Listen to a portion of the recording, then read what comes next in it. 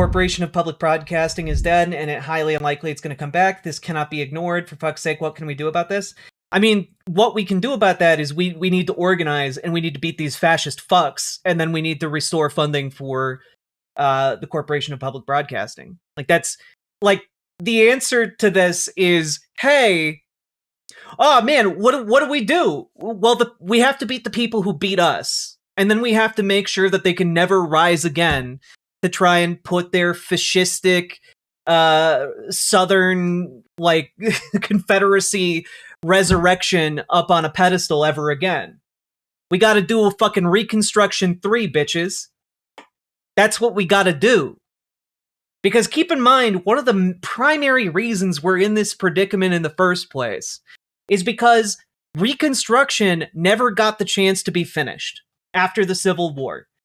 And because Reconstruction was never finished, because the suppression of like African American voices was successful for a very long time in this country due to Jim Crow, due to, you know, everything that happened pre-civil rights era and also what happened post-civil rights era. And because of the Southern strategy that Republicans have based their entire political existence on up to this very moment, we are in this very predicament. And so what we need to do, if we are actually serious, is we need to build up the political power to hold those who are responsible accountable from the top to the bottom, and then we need to finish the project that was started under Lincoln. That is what we need to do. And I know a lot of people are like, oh man, that sounds like a really big project. Yes, it is. It sounds like it's going to be really hard. Yes, it is going to be hard. But it is the thing we need to do. The third, a third? Yeah, in the concept of Reconstruction, obviously there's the first one directly following the Civil War, but some historians have argued that the Civil Rights era was the second part of the Reconstruction, which was then left again incomplete, and we need to finish it with a third Reconstruction. So you're saying Southern progressives especially need to get more active and loud? I mean, I'm saying all progressives everywhere need to get more active and loud. It is not just the South's responsibility here, because we all got to be pulling our own weight, and it's very clear looking at our current elected Dems that we are not, as progressives, pulling our own weight yet.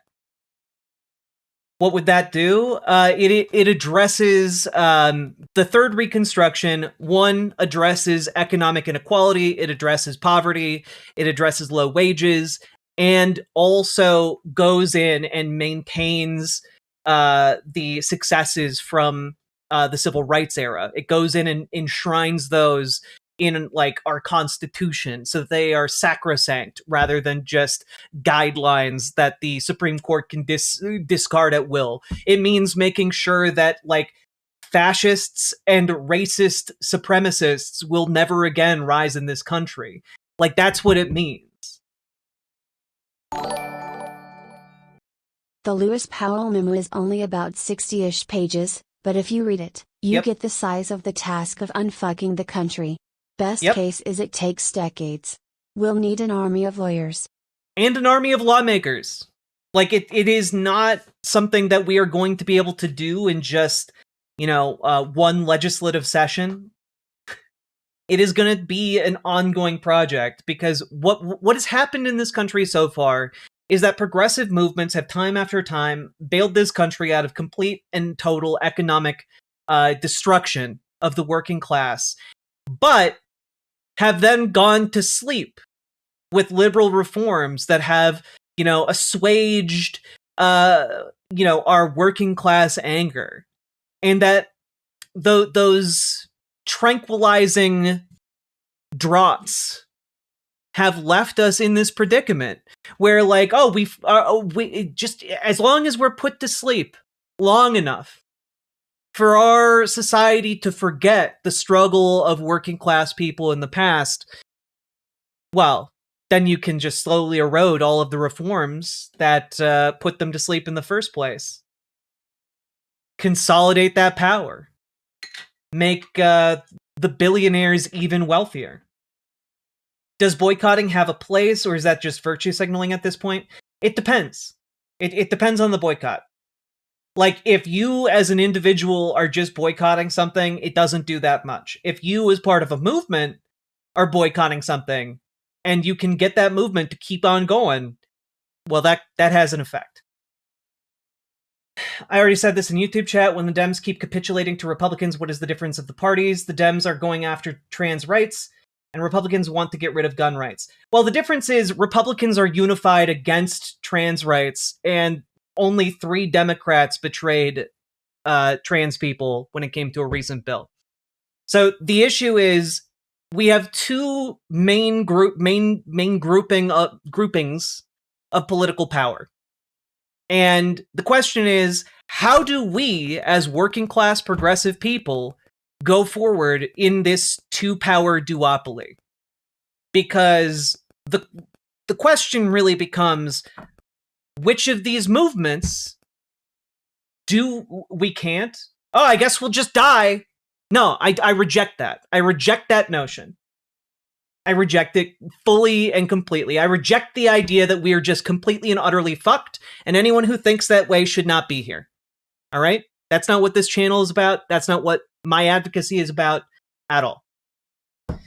My argument goes thus. We have a monumental task ahead of us. We have a lot of work we need to do. We need to get a lot of people involved, and we need to keep getting people involved, and that is going to be an ongoing project. And I'm sorry to say this to you guys, but if you are aware of the problem, it is going to be a project that is going to last the entirety of your lives. If you already know what is happening in this country and that it must be opposed by all people of moral conscience, then you are it's already too late for you. You're already part of this struggle. And the question is, okay, so how do we succeed? How do we win? And the answer is we need to look at the 2 parties. And when I look at the 2 parties, I see one that is incredibly weak and full of cowards who have sold themselves out to corporations, but who virtue signal about wanting to support workers' rights. And the other party is just fully gone to Christian nationalism and fascism. And we can work within the first party to build power and kick out those elements that are insincere about fighting for the working class. That's what we have to do. I've been saying this for the past year and a half. Our task is to show up to our local Democratic meetings and build up grassroots support for progressives and working class people who actually give a damn about the people in their communities, who are actually organizing with the people in their communities, and then we have to kick those corporate fucks out. It is time for a boarding of the Democratic establishment and to kick anyone out who cannot get on board with the program of fighting fascists. That's it. That's it. And like, if your problem is, well, Democrats suck, like, yeah, I agree. They suck, and they're cowards, and they're backed by money. And you want to know something? A lot of people are fed up with them. A lot of people are fed up with that. They know that other people are fed up with it too.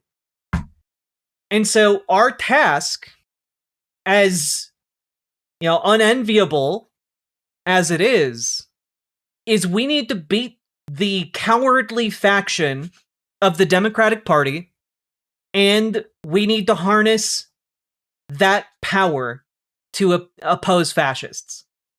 That is our goal.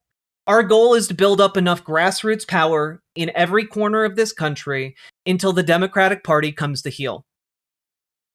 That's it. Full stop.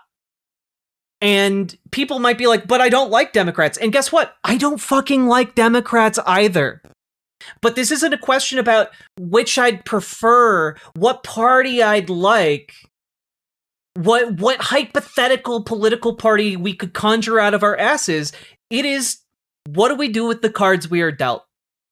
And what we have to do is the hard, grinding task of showing up to meetings and building up power. That's it. And in the course of showing up to those meetings and building power, we can also do things for our communities and do things for one another. We can, in fact, show up and build community as we organize.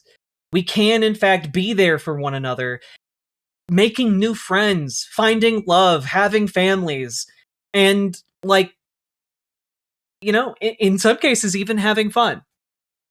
But it requires showing up. And so my entire premise here and the entire purpose of my channel is to get you guys to start showing up. And a lot of you have answered that call. I know a lot of you have been going to your local Democratic meetings. I know a lot of you have been starting to go to your DSA meetings. And we have options to organize. And if you don't want to organize within your local Democratic Party, organize within your local DSA. And if your local DSA sucks, make it better. And, like, I understand that this seems like a task that is beyond any one of us, because it is a task beyond any one of us. But if enough of us show up, we can do anything. We can get Medicare for all. We can get, you know, housing for all. If enough of us show up, there is no amount of money on earth that can stop us. So I want you all to just sit with this idea, this kernel of truth that is the heart of my channel, which is that if enough of us actually gave a damn and actually showed up, we could have the world that we all know we deserve. Where no one goes hungry, where no one goes homeless, where no one goes without health care, and where an honest day's work allows you to live a life that is decent, a life that is full of time to do with what you will. And that is true. Within a democracy, and honestly, within any kind of government, if enough people band together, they can shape society. They can shape their world. And so I understand, especially looking at people like Hakeem Jeffries and Chuck Schumer and seeing how little they have done and how they have cowered in the face of fascism. I understand the impulse to throw your hands up and say all is lost. But as long as we keep this fight alive, it will never be lost. Is there any realistic way for the resistance to catch up with the pace the accelerationists are moving at? Yes. Well, no. But that's because accelerationists are built around destruction, and it will always be easier to destroy rather than to create. But if we build up more than just resistance, but victory, then, and we continue on that path of victory, beyond just resisting bad things, we get to build up a new world. And that will be a task for a lifetime. But we will be building something new and something ours. So the fascists are having their moment now, and we need to move in order to prevent them from being able to destroy everything that we hold dear. We got to get to work. You know, it's 2026 now. Midterms are a year away, less than a year away. That is kind of our next major hurdle. And we got to do that. We got to show up. We got to be a part of that. So, folks, I am asking you, as part of this new year, to join your local Dems. And if you need help, you can join our Discord. And we have an incredibly helpful ally in the form of Dragonfly, who will help you join your local Dems, help you find them, help you get involved, help you shape how you're going to talk with them and interact with them. And if we also need you to join your local DSA, okay? You can make your local DSA just as effective as the New York City DSA.